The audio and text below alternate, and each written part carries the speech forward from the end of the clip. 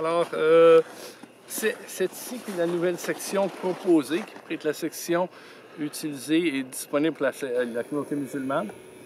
Comme vous pouvez voir, les terrains et les travaux ne sont pas terminés, mais sont en voie d'être achevés et pourraient être achevés pour le mois de juin l'année prochaine, de l'année 2015, donc dans 6-7 mois au réveil du printemps.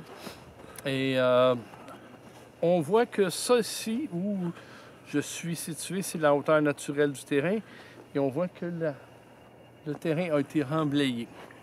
Pourquoi on utilise on fait les sépultures plus en hauteur?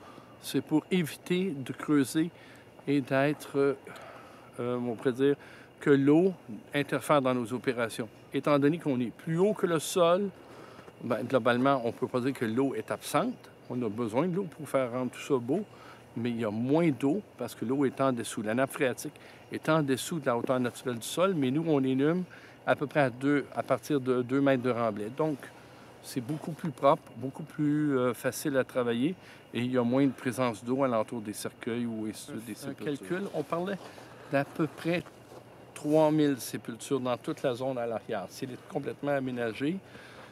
Ça, c'est le maximum. Maintenant, rapidement, au printemps prochain, on pourrait facilement dégager une section de 600 ou 700 espaces.